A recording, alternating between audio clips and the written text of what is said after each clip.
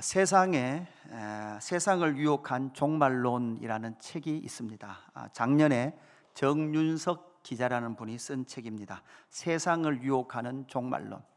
그러니까 이 기자가 주변의 사람들, 그러니까 예수님 오실 날이 다 됐다고 히말리아 산맥 아래로 도망가는 숨는 사람들을 보면서 과연 세상을 유혹하는 잘못된 종말론이 뭘까라는 것을 가지고 연구를 하기 시작했습니다. 그러고 보니까 이미 주후 150년, AD 150년경에 초대교회 몬타누스라는 사람이 시한부 종말론을 이야기합니다. 그러니까 AD 150년경에 이미 시한부 종말론, 언제쯤 예수님 온다라는 것을 말하면서 시한부 종말론자가 나오죠. AD 1200년경에는 종말의 날짜를 계산한 요아킴이라는 사람이 등장하면서 종말의 날을 계산해서 말해주기 시작했죠. 이 또한 이루어지지 않았습니다. 그뿐만 아니라 토마스 윈처라는 사람은 폭력, 그러니까 칼을 가지고 총을 가지고 예수님의 왕국을 오게 할 수 있다라고 1500년경에 주장을 하면서 또한 종말론을 이야기를 하게 되죠. 윌리엄 밀러라는 사람은 1800년경에 나타나서 1200주야를 날짜로 계산해서 주님 오실 세대가 다 됐다라고 날짜를 맞춥니다. 1900년대는 러셀이라는 사람이 1차 세계대전을 기준해서 재림의 날짜를 계산한다 그래서 재림의 날짜가 다가왔다라고 말하면서 시한부 종말론을 이야기하게 되죠. 여러분, 이것이 전 세계 2000년 역사 가운데 끊임없이 등장했던 시한부 종말론자들의 이단 사상입니다. 그러면 한국에는 없었냐? 한국에도 있었습니다. 한국에도 1920년대에 남방여왕이 있었습니다. 남방여왕이 예수님 오실 시기가 다 됐다 이렇게 말하면서 날짜를 말했죠. 여러분, 북방왕이 말합니다. 예수님 언제 올지 모릅니다. 분명히 들으시길 바랍니다. 그죠? 1970년대는 한 에녹이라는 사람이 등장해서 예수님은 올 날짜가 다 됐다. 1980년대는 유재열 씨가 그렇게 주장을 했고 1992년도는 누가 있었죠? 다미성교회 이장림 씨가 있었습니다. 이들은 다 지나갔습니다. 그러나 지금 시한부 종말론을 말하는 단체가 이단이 어디입니까? 신천지 이만희, 하나님의 교회 안산홍, 이런 데는 다 그들 안에는 이미 시한부 종말론을 가지고 그렇게 종말의 때를 주장을 하고 있는 거죠. 여러분, 이렇게 잘못된 성경의 가르침을 가지고도 이렇게 확실한 믿음을 보이는 이유가 뭘까요? 뭔가 공포를 조장하고 주님 오실 날이 다 됐다는 날짜를 맞추면 사람들에게는 그러한 믿음이 불일 듯 하는 것 같습니다. 반대로 성경이 가르치는 진리를 말해드리면 주님 언제 오실지 모르니까 언제 올지 모르는데 뭐 어떡하라고 라고 생각하고 그냥 그렇게 시간을 보내는 사람들이 교회 안에 많이 늘어가더라고요.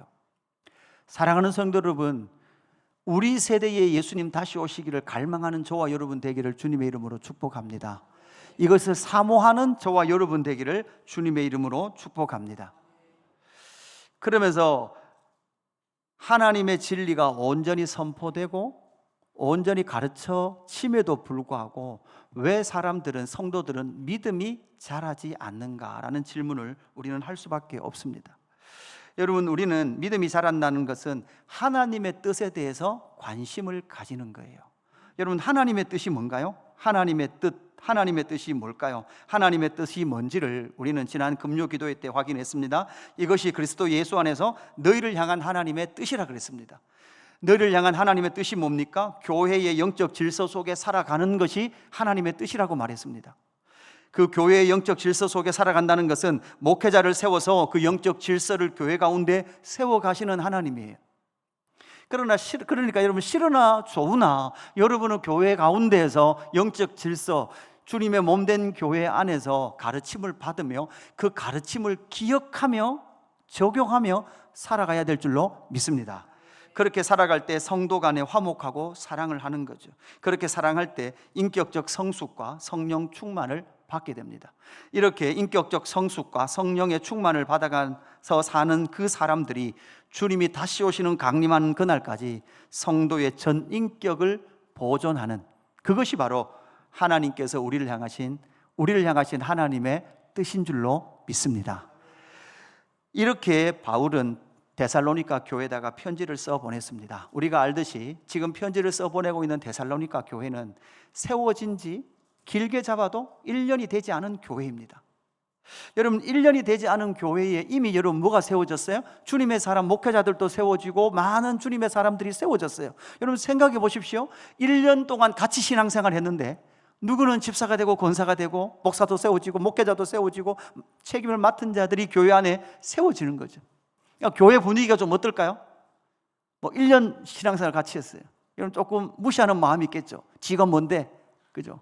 1년밖에 신앙생활 안 했는데, 그러나 1년 만에 그들은 무엇이 되어 있었습니까? 믿음이 자라 있었죠.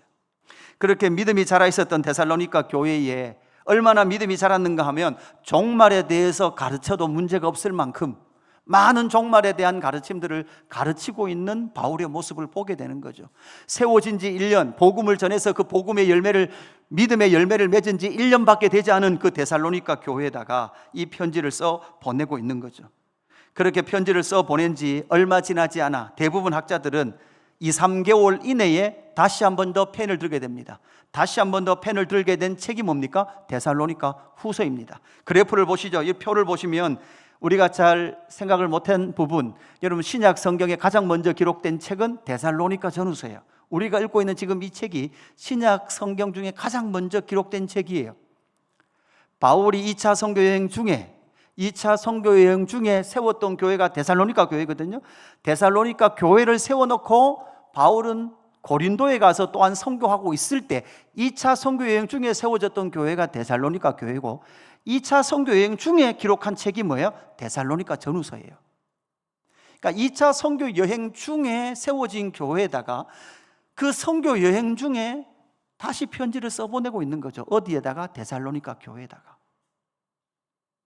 그 데살로니가 교회를 향해서 바울은 오늘 3절 이렇게 말씀하고 있습니다. 형제들아, 우리가 너희를 위하여 항상 하나님께 감사할지니 이것이 당연함은 너희의 믿음이 더욱, 여러분 어떻게 된다고요? 자라고. 다시 한번 여러분 화면을 보십시오. 화면을 보시고 우리 3절 한 목소리로 봉독합니다. 시작. 다시 화면을 보시고 다시 봉독합니다. 한 목소리 시작. 형제들아, 우리가 너희를 위하여 항상 하나님께 감사할지니 이것이 당연함은 너희의 믿음이 더욱 자라고 너희가 다 각기 서로 사랑함이 풍성함이니. 아멘. 세워진 지 1년밖에 되지 않은 데살로니가 교회가 너희의 믿음이 더욱 자라고 너희가 다 각기 서로 사랑함이 풍성함이니. 여러분 믿음이 자라면 뭐가 풍성히 나타납니까? 사랑이 풍성하게 나타납니다. 여러분 그래서 여러분 아이들이, 여러분 남자아이들, 청소년 남자아이들 여러분 자랄 때 그죠? 230짜리 운동화 사주면 한 3년 신습니까? 230짜리 운동화 사주면 1년이 안 갑니다. 250 사줘야 됩니다. 250 사주면 처음엔 또 뭐라 그래요? 엄마 너무 헐렁해 그래. 그죠? 운동화 끈 꽉 매라 그러죠. 그리고 꽉 매도 여러분 1년 지나면 뭘 사줘야 돼요? 270 사줘야 됩니다. 280 사줘야 되고. 청소년기에는 외적인 육체가 팍 자랍니다. 자라가지고 이제는 청소년기가 지나면 그 다음에 뭐가 자랍니까? 인격이 자랍니다. 사회성도 자라야 합니다. 관계성도 자라야 됩니다. 이렇게 전인적인 성장을 육신도 인생의 삶도 일어나는데 예수 그리스도를 믿는 믿음도 여러분 어떻게 된다고요? 더욱 자라가야 되는 거죠. 더욱 자라갈 때 사랑의 풍성이 나타나는데 문제는 무엇입니까? 여러분 지금 우리가 보고 있는 이 시대, 이 교회의 상황들은 어떨까요? 여러분 종말 때가 되면 교회 안에서도 불법이 성해서 뭐가 식을까요? 사랑이 식어요. 사랑이 식으면 여러분 뭐가 자라지 않아요? 반대로 보면, 역순으로 보면 믿음이 자라지 않는 거예요. 믿음이 전혀 자라지 않아요. 여러분 우리는 교회에서 얼마나 불법들을 많이 봤으며 사랑이 식어지는 현장들을 많이 봤습니까? 이것이 교회인가라고 싶을 만큼의 그런 교회들을 저도 경험했고 여러분도 경험을 했을 겁니다. 그래서 사실 교회 자체가 문제가 많이 생긴 것은 부정할 수 없는 사실입니다. 그럼에도 불구하고 다시 한번 이 말씀을 우리가 붙든다면 여러분 믿음은 더욱 어떻게 됩니까? 자라가야 될 줄로 믿습니다. 그뿐만 아니라 우리의 사랑은 더 풍성하게 열매로 나타나야 될 줄로 믿습니다. 제가 데살로니가 이 전후서를 이렇게 주석을 보고 공부하면서도 시간이 날 때 책 읽기가 좀 힘들 때는 고 옥하는 목사님 설교를 계속 데살로니가 전후서를 들었어요. 그러니까 80년대 옥 목사님, 고 옥 목사님이 50대 때 사랑의 교회에서 설교하셨던 설교들이더라고요. 영상은 없어요. 소리만 나와요. 소리 사이에 막 자금도 섞여요. 막 그런데 그 설교 중에 이 오늘 본문에서 이렇게 말씀하시더라고요. 개척할 때부터 함께했던 자매가 있대요. 개척할 때 함께했던 자매가 7년 동안 제자훈련하고 예배드리고 함께했는데 7년이 지난 지금도 여전히 동일한 신앙의 수준을 가지고 있대요. 처음 만난 그날과 똑같은 믿음, 한치도 신앙이 자라지 않는 그 모습을 보면서 가슴을 치며 한탄하고 있다라고 옥 목사님도 좌절하고 있듯이 그렇게 피를 토하며 설교하시더라고요. 사랑하는 성도 여러분, 저와 여러분의 믿음이 지금 더욱 자라고 있습니까? 더욱 자라고 있는지를 우리는 점검을 해봐야 합니다. 여러분, 우리 육신은 자라는 게 표시가 나요.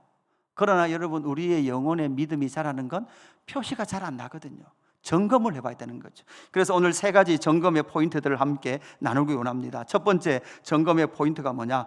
하나님의 나라에 합당한 자로 박해와 환난을 견디고 있습니까? 이게 여러분 첫 번째, 여러분의 믿음이 지금 자라고 있는지를 확인하는 방법입니다. 다른 말로 하면 여러분 가운데 믿음의 역사가 일어나고 있습니까? 라는 거죠. 하나님의 나라입니다. 하나님의 나라는 어떤 나라입니다? 입니까? 하나님이 통치하시는 나라고 예수님께서 왕 되신 나라입니다. 그 하나님의 나라는 하나님의 나라의 법이 있습니다. 여러분, 어떤 법일까요? 믿음의 법인 줄로 믿습니다. 생명의 성령의 법입니다. 그래서 하나님의 나라 백성들은 바벨론이라는 세상 속에 살아가지만 그럼에도 불구하고 하나님의 나라의 법을 생각하며 살아가는 거죠. 힘과 폭력으로 점철된 바벨론, 그 바벨론 속에서 하나님의 나라 백성으로 살아가는 것 자체가 사실 여러분 뭘까요? 고난과 박해입니다. 왜냐하면 바벨론 사람들의 방식대로 살아갈 수 없기 때문에 그렇습니다. 그래서 예수 믿는 것은 요한복음 3장 3절에 보면 이렇게 말합니다. 예수께서 대답하여 이르시되 진실로 진실로 내게로 오노니 사람이 거듭나지 아니하면 여러분 어디를 볼 수 없어요? 하나님의 나라를 볼 수 없느니라. 거듭나야 하나님 나라가 보이는데 여러분, 하나님의 나라는 어디 있습니까? 여기 있다 저기 있다가 아니라 여러분, 예수 그리스도를 구주로 영접한 그의 심령이 뭐가 돼요? 하나님의 나라인 줄로 믿습니다. 그래서 믿음의 눈으로 봐야만 보이는 게 뭐예요? 하나님의 나라예요. 그냥 육신의 눈으로 보이는 게 뭐예요? 이 세상 바벨론이에요. 5절에 이렇게 말합니다. 5절에 사람이 물과 성령으로 나지 아니하면 하나님의 나라에 들어갈 수 없다. 그래서 물과 성령으로 거듭난 사람은 하나님의 나라에 들어갔고 하나님의 나라를 보며 살아가는 거예요. 그래서 하나님의 나라를 보며 살기 때문에 더 이상 세상 나라 바벨론의 삶을 추구할 수 없는 거죠. 그래서 고린도전서 6장 10절 이렇게 말합니다.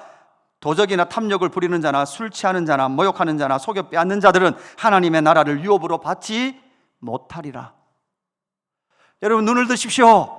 여러분 드십시오. 하나님의 나라를 유업으로 얻지 못한대요. 여러분, 저기서 도적이나 탐욕이나 술 취하나 모욕이나 그죠? 속여 빼앗는 것, 이거 뭐를 말합니까? 바로 바벨론에 사는 사람들의 삶의 모양이에요. 하나님 없는 자들의 삶의 방식을 말해주는 거예요. 여러분, 저렇게 살아서는 하나님의 나라를 이어받을 수 없다라고 말씀하는 거죠. 영원한 하나님의 나라를 이어받을 수 없다라고 말합니다. 영생의 나라를 이어받을 수 없다라고 말합니다. 여러분, 이렇게 말하는데 잠이 오십니까? 이런데 말씀드리는데 다른 생각이 드십니까? 뭐 그놈의 나라 뭐 가봐야 알지, 뭐 죽어봐야 알지, 무지 알겠노? 그죠?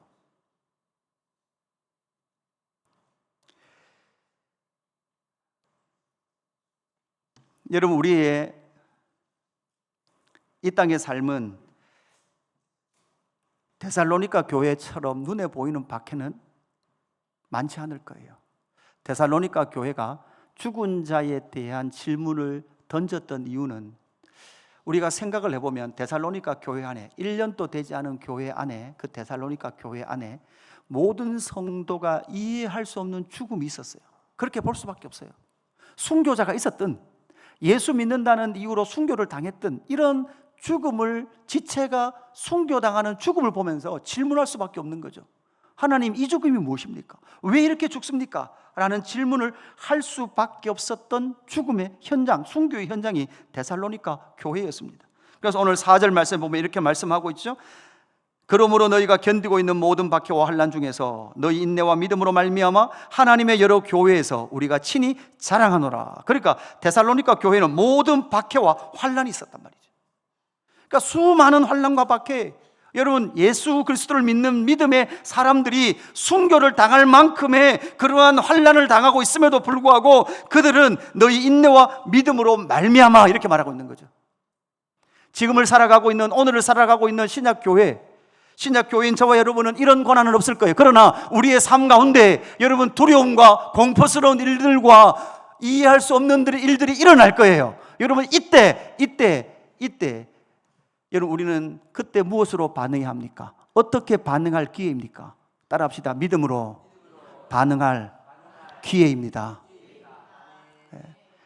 이런 일이 있는 걸 봐서는 하나님 있는 줄 모르겠어. 여러분 죄송하지만 여러분이 인식하든 인식하지 않든 하나님은 계십니다. 여러분이 인정하든 인정하지 않든 하나님은 통치하고 계신 줄로 믿습니다. 여러분이 인정하든 인정하지 않든 이 안에는 지금 산소가 있습니다. 할렐루야. 눈에 보이지 않아도 하나님은 살아계시고 하나님은 통치하시는 줄로 믿습니다. 그래서 여러분 삶 가운데 고난이 있을 때, 힘든 일이 있을 때, 그때 여러분 뭐예요? 여러분 삶이 평안할 때는요 믿음이 별로 표시가 안 납니다. 뭐 다 평안한데요. 그러나 내 삶에 이해할 수 없는 일이 일어나는 순간 여러분 인정하십시오. 하나님이 나를 통해서 나의 믿음을 증명하기를 원하시는구나. 믿음의 역사를 일으키기를 원하시는구나. 하나님은 살아 계십니다. 하나님은 지금도 역사하십니다. 예수님 우리를 다스리고 계신 줄로 믿습니다. 그래서 바울은 데살로니가 교회에 5절 이는 하나님의 공의로운 심판의 표요 너희로 하여금 하나님의 나라에 합당한 자로 여김을 받게 하려 함이니 그 나라를 위하여 너희가 또한 뭐를 받는다고요? 고난을 받을 때 여러분 뭐가 나와요? 믿음의 역사가 나온다고요. 믿음의 역사가. 하나님이 고난이라는 것을 가지고 우리의 믿음을 단련하고 하려고 할 때마다 우리는 늘 무슨 말해요? 아이고 그죠? 망했네, 끝났네. 늘 이런 반응을 보인다면 그것은 성도의 온전한 믿음의 역사가 아니라는 거죠. 예수님께서 바울을 부르실 때 이미 사도행전 9장 16절에서 예수님은 바울을 이렇게 불렀습니다. 그가 내 이름을 위하여 얼마나 고난을 받아야 할 것을 내가 그에게 보이리라. 그래서 바울의 선교 여정을 보면 여러분 바울이 다른 일을 한다고 고난 당한 게 하나도 없어요. 바울은 자식 키우는 것 때문에 아니 무슨 사업 문제 때문에 고난 당했다 이렇게 말하는 게 하나도 없어요. 모든 고난의 현장이 여러분 어디였습니까? 선교의 현장이었어요. 선교 좋은 일이잖아요. 해야 될 일이잖아요. 그런데 해야 될 일 하는데 여러분 뭐를 당하는 거예요? 고난을 당하는 거예요. 하나님 예수님께서 이미 바울을 부를 때 이렇게 부르셨어요. 그래서 그가 이 삶을 살았습니다. 그 고난의 근원을 보이리라, 고난을 보이리라 라고 했던 그 삶을 살았던 바울이 그가 순교하기 직전 마지막 쓴 디모데후서 1장 18절에서 바울은 이렇게 말합니다. 그러므로 너는 내가 우리 주를 증언함과 또는 주를 위하여 갇힌 자 된 나를 부끄러워하지 말고. 지금 바울이 왜 지금 갇혔습니까? 주를 증언하는 일 때문에 갇혔어요. 무슨 자기가 사기를 안 쳤는데 누가 자기를 그렇게 모함해서 감옥에 들어간 것도 아니고 그냥 일상을 살다가 오해 때문에 감옥을 들어간 것도 아니고 주를 위하여 복음을 전하는 문제 때문에 어디에 들어간 거예요? 감옥에 들어간 거예요. 오직 하나님의 능력을 따라 복음과 함께 여러분 말하고요 고난을 받으라. 바울이 누구에게? 디모데에게. 또다시 복음의 구간을 이어갈 디모데에게 예수님께서 자신을 부르셨던 것처럼 바울도 디모데에게 복음과 함께 고난을 받아라. 고난이 유익이라. 왜요? 우리의 믿음의 역사를 일으킬 자리가 그 고난의 자리인 줄로 믿습니다. 사랑하는 성도 여러분, 예수 그리스도를 믿는 믿음의 삶 가운데서는요 어떤 일도 일어날 수 있습니다. 예수 믿으면 여러분 불행한 일이 안 일어나는 게 아니에요. 여러분 뭐가 복인 줄 아십니까? 여러분 예수 믿으면 우리가 생각지도 못할 모든 일들이 우리 가운데 일어날 수 있는데 여러분 그 일어날 일이 믿지 않는 사람은 불행이다, 끝이다, 끝났다, 절망이라고 말할 때 성도인 우리는 무엇을 말할 수 있습니까? 예수 그리스도를 믿는 믿음을 증명할 수 있는 기회가 저와 여러분에게 주어진 줄로 믿습니다. 이것이 바로 믿음의 역사인 줄로 믿습니다. 두 번째, 두 번째, 그래서 여러분의 삶을 믿음이 자란지 점검해 보십시오. 여러분의 삶 가운데 어려움이 딱 닥쳤을 때 여러분은 어떻게 반응하는지 여러분을 잘 살펴보십시오. 그것이 조금씩 변화갈 때 여러분의 믿음은 자람의 증거들로 나타나게 될 줄로 믿습니다.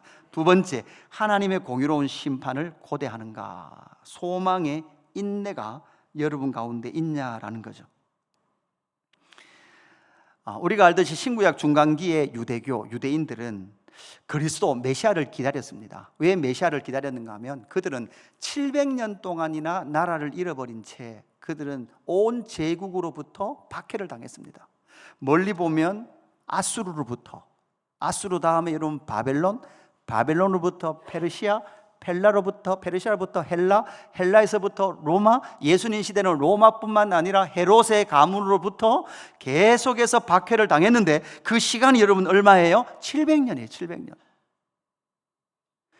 700년 동안 그 끔찍한 환난을 당했죠. 여러분, 우리나라로 보면 일제시대의 그 시간이 700년 동안 이어진 거예요. 그러니까 일제의 통치 같은 것들이 700년이 이어지면 사실 여러분 민족이 없어질 만큼의 고난이죠. 그 고통이었죠. 그러니까 그런 고통 속에 그들이 기다리던 메시아는 어떤 메시아였을까요? 그들이 고대했던 메시아는 어떤 메시아였을까요? 여러분, 그것은 결국은 이 주변에 자기를 딱 박해했던 하나님의 나라 이스라엘을 박해했던 저 세상 나라를 칼로 심판하고 바로 고난받던 이스라엘을 가장 좋은 나라로 세워줄 어떤 메시아, 정치적 메시아로 그들은 그리스도를 기대하고 있었던 거죠. 그런데 우리 예수님 오셔서 그런 메시아로 오셨습니까? 아니면 초림에 오신 예수님은 그런 메시아의 모습이 아니라 오셔서 무엇 하셨습니까? 겸손하셔서 나귀를 타시고 죄인들과 세리들과 창녀들과 함께, 그리고 병든 자들을 고치시며 약자들과 함께, 가난한 자들과 함께 하신 예수님의 초림의 공생의 사건을 우리는 잘 기억을 하고 있습니다. 사람들은 이해할 수 없었죠. 그 능력을 가지고도 세상 권력을 무너뜨리지 않는 그러한 메시아를 보며 당신은 죽어 마땅하다고 생각하고 십자가에 못 박아버리죠. 그리고 나서 여러분 2000년 교회의 역사가 이어졌습니다. 여러분, 초림 이후 예수님 다시 오시는 그 시간까지 교회 공동체도 어땠을까요? 교회 공동체도 여러분 그 2000년 역사 가운데에 유대인이 당했던 고난만큼 교회 공동체도 고난을 당했습니다. 우리가 잘 알듯이 로마의 10대 박해, 300년 가까이 로마로부터 박해를 당했습니다. 예수 그리스도를 믿는다는 이유로 네로 황제의 모든 밤의 불은 뭐로 켰습니까? 예수 그리스도를 믿는 그리스도인들을 태워서, 그 인육을 태워서 네로의 황제의 마당의 불을 밝혔습니다. 여러분, 천년의 구교의 그 어둠의 역사를 뚫고 종교개혁의 역사, 이 진리의 성경을 모든 성도의 손에, 이 성경을 번역한다는 이유로 우리의 믿음의 선진들, 특별히 여러분 프랑스 개혁 교도들을 뭐라고 불러요? 위그노라고 불러요. 위그노. 그 위그노들이 이 성경을 성도들이 손에 들고 있다는 이유로 공식적으로 10만 명이 구교로부터 총살을 당합니다. 죽임을 당해요. 여러분, 사랑하는 성도 여러분, 이 성경이 여러분 손에 들려지기 위해서 우리의 믿음의 선진들 10만 명이 죽었어요. 사제들의 손에만 그냥 라틴어로만 들었던 이 진리의 말씀을 모든 성도들이 듣게 하기 위하여 우리의 믿음의 선진들, 프랑스 교도들만, 우리의 선배들만 10만 명이 순교를 당했다고요. 이 순교자들은 지금 어떤 모습을 하고 있을까요? 우리는 요한계시록 6장 9절에서 이 순교자들을 이미 만났습니다.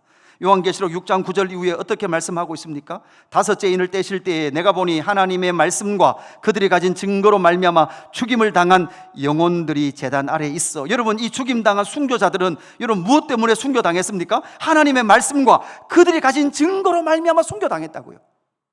그들이 죄를 지어 죽임을 당한 것도 아니고 그들이 반역을 일으켜서 죽은 것도 아니라 하나님의 이 말씀 때문에 여러분 무엇 했습니까? 순교를 당했습니다. 하나님의 증거 때문에 그들은 순교를 당했습니다. 그들이 이렇게 기도합니다. 큰 소리로 불러 이르되 거룩하고 참되신 대주제여, 땅에 거하는 자들을 심판하여 우리 피를 갚아주지 아니하시기를 어느 때까지 하시려 하나이까. 여러분, 지금 예수님은 이 순교자의 피를 몇 년 동안, 얼마 동안 안 갖고 기다리고 계시는 거예요. 2000년. 여러분, 한 2000년 정도는 기다려 주셔야 하나님 또, 예수님 또 할 말이 있는 거 아닐까요? 내가 100년은 기다려줬잖아가 아니라 하나님은 지금 우리에게, 이 인류에게 뭐라고 말씀하는 거예요? 야, 나는 2000년을 기다려줬단다.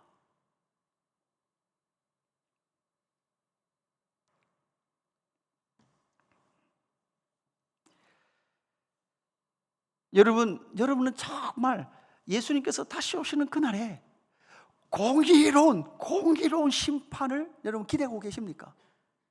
뭐 억울한 게 있어요. 뭐 공의로운 심판을 기대하죠. 그냥 돈 없는 게 억울하고, 남들보다 좀 못생긴 게 억울하고, 그죠? 남들보다 부자가 못된 게 억울한 것밖에 없다면 예수님이 다시 오실 때 그 억울함의 신원이 하나도 없을 거예요. 여러분, 물어보겠습니다. 여러분은 믿음 안에서 자존심 상하고, 믿음 안에서 화가 나고, 믿음 안에서 여러분 절망할 때, 그때 여러분은 바울처럼 나는 날마다 죽노라, 여러분 자신을 십자가에 못 박고 계십니까?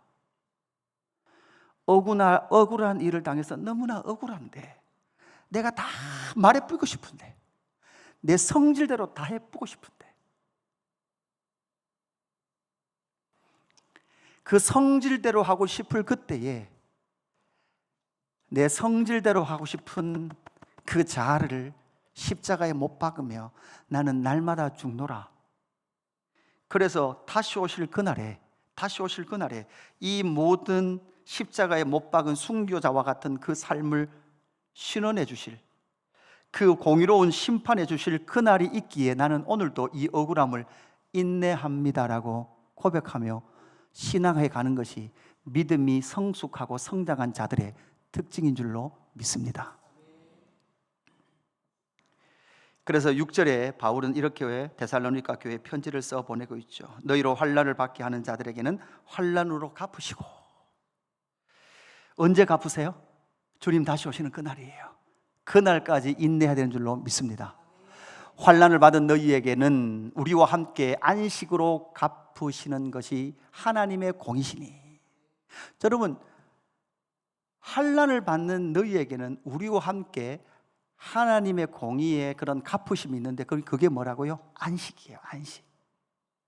그래서 여러분, 구약에서는 그 안식이 어떤 날 일어났어요? 안식일 날 이루어졌다면, 신약의 교회 공동체는 여러분 이게 안식일에서 여러분 어디가 되죠? 주일이 되죠. 하나님의 창조하심과 예수 그리스도의 십자가와 부활하심을 통해서 저와 여러분이 모이는 이 주일이 저와 여러분에게는 영혼의 안식을 맛보는 날인 줄로 믿습니다. 여러분, 무엇으로 맛봅니까? 예수님 반드시 다시 오십니다. 반드시 다시 오셔서 하나님의 말씀과 예수 그리스도의 증인된 삶으로 말미암아 하나님 앞에서 내 자아를 십자가에 못 박고 살아갔던 그들을 향하여 공의로운 심판을 단행하실 줄로 믿습니다. 그래서 우리는 인내하는 거예요. 그래서 내가 말하고 싶은 거 다 말 안 하고 사는 거예요. 그래서 내 기분대로 내 성질대로 하며 살지 않는 거란 말이죠. 우리는 분명히 알고 있습니다. 주님 다시 오시는 그날, 여러분, 초림의 예수님은 구원의 예수님으로 오셨지만 재림의 예수님에는 더 이상 기회가 없는 마지막 최종적 예수 그리스도 오심인 줄로 믿습니다. 그때는 기회가 없어요. 마지막이에요. 그래서 오늘 8절, 9절 이렇게 말합니다. 하나님을 모르는 자들과 우리 주 예수의 복음에 복종하지 않는 자들에게 형벌을 내리시리니 이런 자들은 주의 얼굴과 그의 힘의 영광을 떠나 영원한 멸망의 형벌을 받으리로다. 아멘. 주님 다시 오시는 그날에는 기회가 없습니다. 이 형벌을 우리가 믿기 때문에 오늘이라는 이 시간을 인내하며 살아가는 거죠. 그래서 우리를 반드시 신원하실 날이 있다는 믿음이 여러분 무엇하게 됩니까? 인내하게 된다면 반대편에 적극적으로 우리가 인내하며 살 수 있는 이유는 바울이 로마서 8장에서 우리에게 말씀해 주고 있습니다. 성령이 친히 우리의 영과 더불어 우리가 하나님의 자녀인 것을 증언하시나니 자녀이면 또한 상속자 곧 하나님의 상속자요 그리스도와 함께한 상속자니 우리가 그와 함께 영광을 받기 위하여 고난도 함께 받아야 할 것이니라. 그리고 나서 18절 같이 읽습니다. 시작. 생각하건대 현재의 고난은 장차 우리에게 나타날 영광과 비교할 수 없도다. 아멘. 여러분 생각해 보라는 거예요. 생각 좀 해보라는 거죠. 그리스도 함께 영광을 받기 위하여 고난도 함께 받아야 되는데, 그러면 한번 생각해 보라는 거예요. 이 고난, 오늘의 이 고난, 믿음을 지키며 하나님 말씀 때문에 내가 인내하며 살아가는 그것, 그 믿음의 성장을 가지며 인내하며 살아가는 그 삶이 여러분 우리의 삶인데, 성도의 삶인데, 생각해봐라. 현재의 그 고난, 내가 당하고 있는 고난, 인내하는 그 고난, 그 고난을 인내하고 통과할 수 있는 이유는 장차 우리에게 나타날 영광과 여러분 말 수 없단 말이에요. 비교할 수 없는 줄로 믿습니다. 여러분 우리에게 나타나고 기다리고 있는 그 찬란한 예수 그리스도의 다시 오시는 그날의 그 영광은 오늘의 인내하며 살아가야 될 우리의 삶과는 비교할 수 없기에 오늘의 삶을 이겨가는 줄로 믿습니다. 그러니까 여러분 말씀을 통해서 만나야 되는 거예요. 오늘의 삶이 얼마나 비참한지, 여러분 하나님 없이 사는 삶이 얼마나 비참한지, 그리고 영원히 하나님과 함께할 그 영광에, 완벽하게 함께할 그날의 영광이 얼마나 위대한지, 그것을 볼 때에 소망의 인내를 이루어가게 될 줄로 믿습니다. 세 번째, 우리의 믿음이 자라는 그것을 점검해 보는 방법이 무엇입니까? 세 번째, 우리 대지 같이 읽습니다. 시작. 믿음의 공동체를 위하여 기도하고 있는가? 여러분 이것이 사랑의 수고입니다. 복음이 전하여지는 곳마다 교회가 세워졌습니다. 교회는 여러분 뭐라 했습니까? 에클레시아라 그랬습니다. 불러냄을 당한 자들. 여러분 지금 데살로니가 교회는 먼저는 유대인 공동체로부터 그들은 불러내서 어디로 왔습니까? 교회로 왔습니다. 여러분 생각해 보세요. 데살로니가는 유대인 땅이 아니에요. 유대 땅이 아니에요. 데살로니가는 우리로 보면 여러분 뭡니까? 먼 타국이에요. 여러분 먼 타국에서 동족 그룹은 여러분 뭐와 같아요? 생명과도 같아요. 여러분 한국 사람들이 미국으로 이민 가면 항상 미국에 이민 가면 어디를 찾아가야 돼요? 한인교회를 찾아가야 된대요. 사실 가기 전에 이미 한인교회가 컨택하면 여러분 한인교회 목사님이 이민 가는 사람이 공항에 내려서 이민지 끌고 나오면 한인 목사님이 차를 딱 대요. 그러면 그 한인 목사님의 도움을 받아서 집도 구하고 애들 학교도 보내고 이렇게 하는 거예요. 그게 바로 미국의 한인교회의 특징이거든요.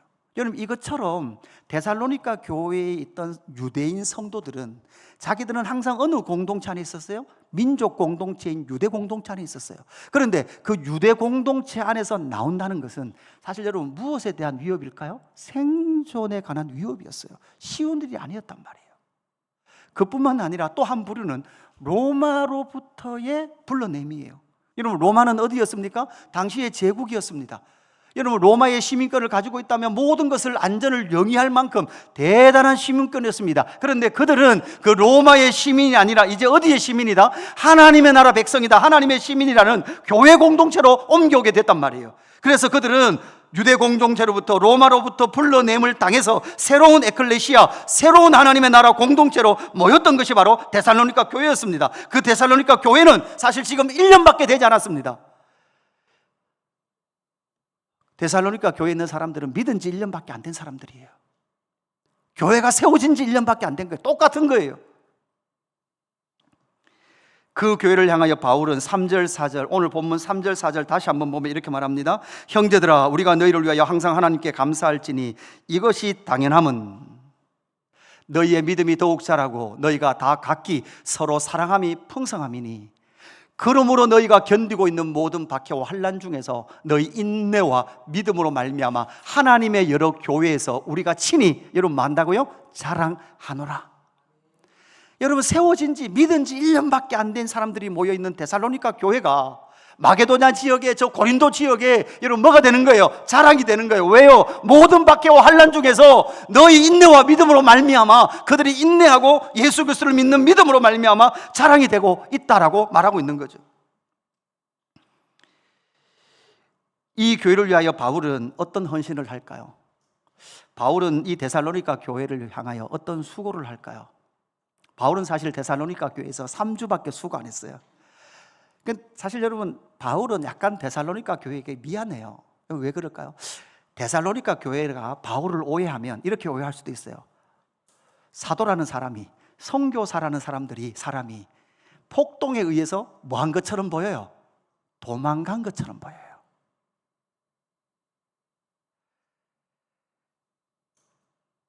그래서 바울은 미안해서 디모데와 실라를 데살로니가 지역에 남겨놓기도 했단 말이에요. 바울은 알고 있어요. 하나님께서 가게 하실 길이 있기 때문에 더 이상 멈추지 못한 채, 거기서 시간을 끌지 못한 채 그는 옮겨왔어요. 그죠? 베레아, 아덴에 왔습니다. 고린도까지 왔습니다. 그 긴 선교의 여정, 계획에도 없던 그 여정을 갔습니다. 그렇게 세워진 데살로니가 교회가 성장한다는 말을 듣고 바울은 3주밖에 복음을 전하지 못했고 폭동에 의해 선교사라서 참 미안하고 부끄러운, 도망을 치듯이 그렇게 나왔던 데살로니가 교회가 성장하고 있다는 그 소식을 듣고 바울은 오늘 11절 말씀에 이렇게 그는 고백하고 있죠. 이러므로 우리도 항상 너희를 위하여 뭐 한다고요? 기도하면. 바울은 어떤 수고를 하고 있습니까? 지금 기도하는 수고를 하고 있는 거예요. 어느 교회를 위하여? 데살로니가 교회를 위하여.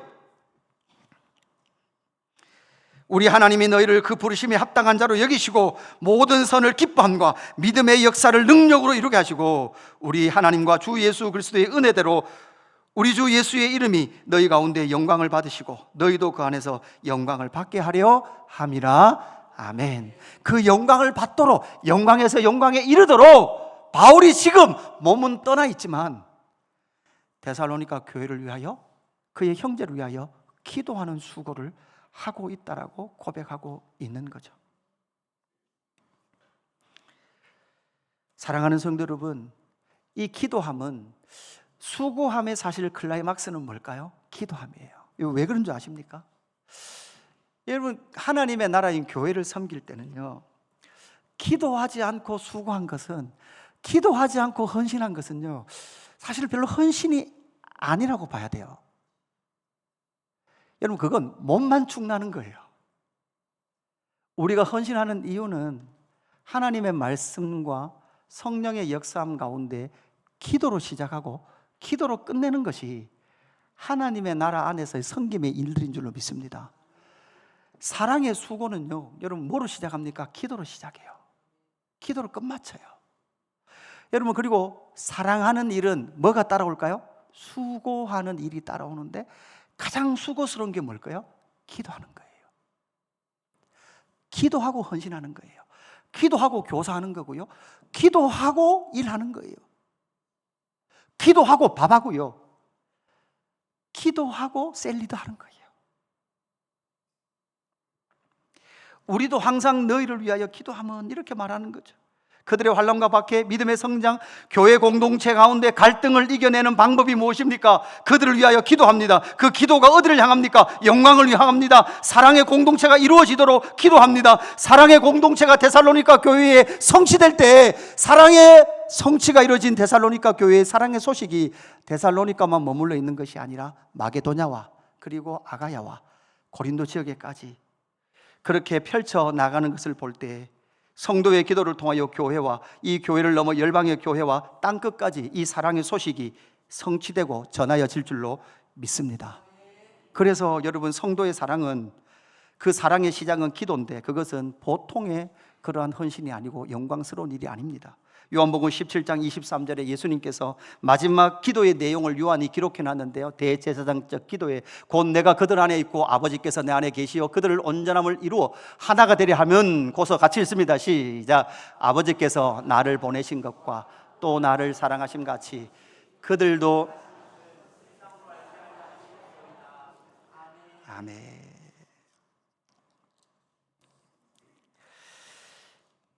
또 나를 사랑하심 같이 그들도 사랑하신 것을 세상으로 알게 하려 함이로소이다.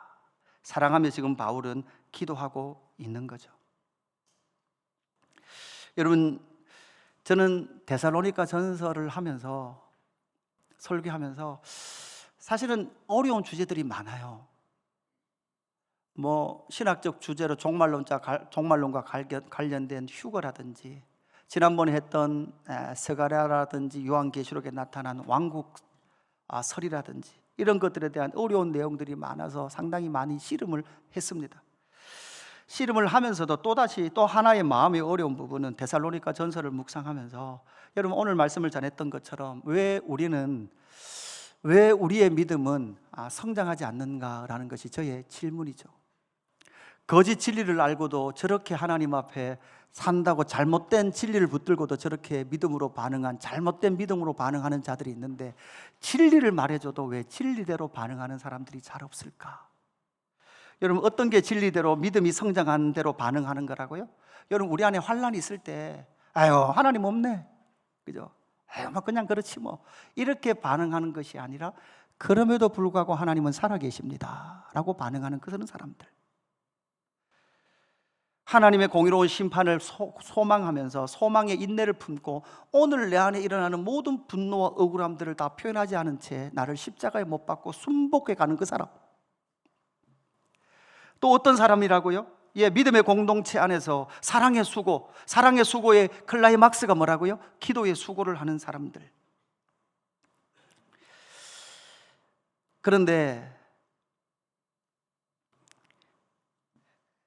믿음의 성장을 이루어가는 사람들이 적다면 데살로니가 전서 5장 12절 13절을 묵상하는데 이런 말씀이 있죠. 형제들아, 우리가 너희에게 구하노니 너희 가운데 수고하고 주 안에서 너희를 다스리며 권하는 자들을 너희가 알고. 여러분, 여기서 주 안에서 너희를 다스리며 권하는 사람들이, 수고하고 있는 사람들을 누구로 보고 있습니까? 목회자로 보고 있는 거죠. 목회자.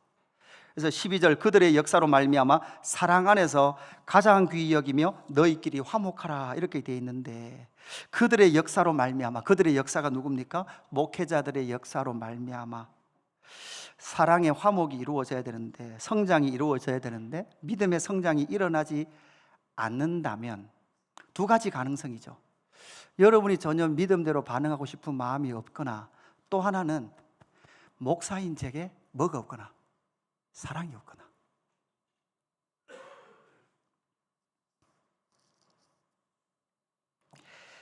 데살로니가전서 5장 14절에 그렇게 말하고 있어요. 또 형제들아, 너희를 권하노니 게으른 자들에게는 권계하며 마음이 약한 자들을 격려하고 힘이 없는 자들을 붙들어주며 모든 사람에게 오래 참으라. 제가 이 말씀을 묵상하는데, 하나님, 제 안에는 생각으로 격려하는 마음과 힘없는 사람을 붙들어주는 마음, 다른 말로 하면 제가 사랑이 없어서 그런 건 아닐까요? 라는 것이 제 안에 탄식이 되더라고요. 그래서 전에는 저는 그렇게 생각했어요. 목회하면 된다고 생각했어요. 그런데 이 말씀을 묵상하면서 내린 결론은 목회가 참 무섭다라는 생각이 들어요. 참 두렵다. 두렵고 떨림으로 서야 하는구나 라는 걸 느낍니다. 여러분이 성장하지 않는다면 그것은 아마 목사인 제가 제 안에 사랑이 없어서 그렇다라는 것으로 제가 받아야 될 것 같아요. 사랑하는 성도 여러분, 여러분도 자라가셔야 합니다. 그리고 우리 모두도 자라가야 될 줄로 믿습니다. 우리 이 찬양할까요? 믿음으로 서리라 찬양하며 나아가십시다. 이곳에 임하신 하나님의 나라, 이곳에